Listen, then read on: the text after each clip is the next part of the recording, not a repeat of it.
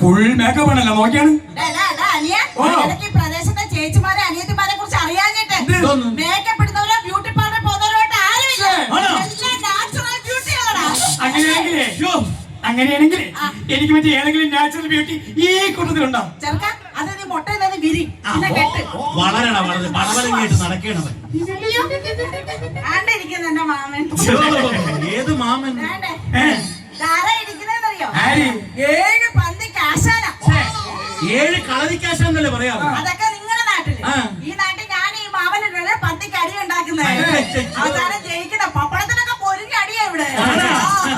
അവസാനം ജയിക്കുന്ന ഞാനാ. അല്ല മാമ സമ്മതിച്ചു. 8 പന്തി വരെ പോകുകയാണ്. ഫോണും കൊണ്ട് നോക്കുന്ന നോക്കി ഇരിക്കുന്നു. ചേച്ചി വന്നപ്പോ തലയങ്ങ് കുനിച്ചെന്ത് എന്താ കാര്യം അറിയാമോ? ഞാനുമായിട്ട് ഭയങ്കര ചാറ്റിംഗ് ആയിരുന്നു. ചാറ്റ് ചെയ്ത് ഒരു ദിവസം ചേച്ചി അങ്ങ് പൊക്കി. ഞങ്ങളുടെ കുറെ എന്നെ ചിരിക്കുന്നുണ്ട് കേട്ടാ. ഇപ്പൊ ചാറ്റിംഗ് ഇല്ല ചീറ്റിംഗ് ഇല്ല. എന്നെ കണ്ട ഫോണും കൊണ്ട് കുനിഞ്ഞൊരു ഇരിപ്പ. മണപ്പുറത്ത് കണ്ട പരിചയം പോലും ഇല്ല. എപ്പോഴൊക്കെ എന്താ മൈൻഡ് ചെയ്യണോ? മൈൻഡ് ചെയ്ത പിന്നെ കുനിക്കാൻ തലയാണല്ലോ ചേച്ചി അടിച്ചിടും. ഉണ്ടോ ഉറങ്ങിയോ ഏതുടുപ്പ ഇട്ടിരിക്കുന്നേ? നല്ല പരിചയം ഉണ്ടല്ലോ. പഴയ കാലത്തിലേക്ക് അങ്ങനെ ചേച്ചി ഇപ്പോഴും ഇടിക്കണത്.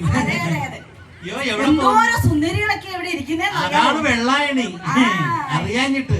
അയ്യോ അതാണ് എന്റെ പൊന്ന ആങ്ങളമാരെ. അയ്യോ എന്തോന്ന് ആങ്ങളമാർ ഇവരെല്ലാം ഇന്ന് മുതൽ എന്റെ ആങ്ങളമാര്. ഇന്ന് കല്യാണം കഴിയുമല്ലോ. അങ്ങനെ സമൂഹ ആരാടാ ഭൂവിയെ? എത്രയൊക്കെ നോക്കില്ല. ഞാനൊരു കാര്യം പറയാം. ആരെങ്കിലും കയ്യിൽ എന്റെ നമ്പർ ഉണ്ടെങ്കിൽ അങ്ങ് ബ്ലോക്ക് ചെയ്തേക്കണേ. അയ്യോ ഇനിയിപ്പോ ആരും ഒന്ന് സുഖവിവരം ഒന്നും അന്വേഷിക്കണ്ട. ഇന്ന് കല്യാണം കഴിച്ച വേറെ സ്ഥലത്തോട്ട് അങ്ങ് പോവാം. ഇന്ന് നിങ്ങൾക്കൊന്നും ഒരു ശല്യത്തിന് ഞാൻ വരുത്തേയില്ല.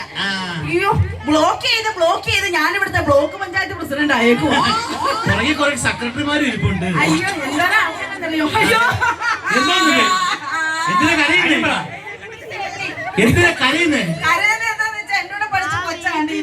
പഠിക്കുന്നവരുടെ കൊച്ചുപോലെ പിച്ചിയായിരുന്നോ?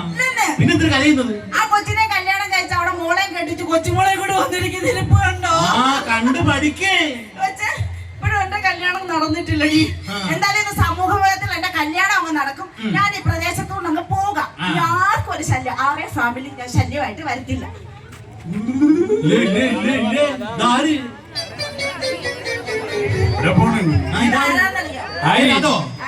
ഈ കണ്ണാടി വെച്ചാണ്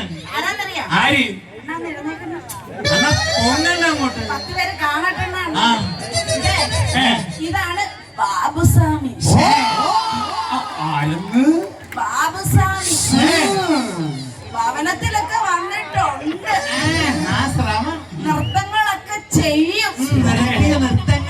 എങ്ങനെ ചെയ്യാം? ബാബുസ്വാമി പോയോ?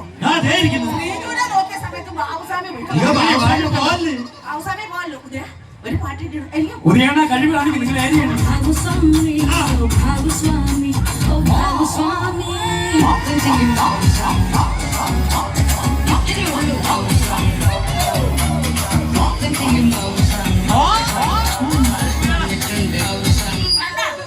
ബാബുസ്വാമി പേരെന്ത്? ബാബുസ്വാമി ബാബുസ്വാമിക്ക് ശേഷം ഞങ്ങൾ അവതരിപ്പിക്കുന്നു അപ്പുസ്വാമി.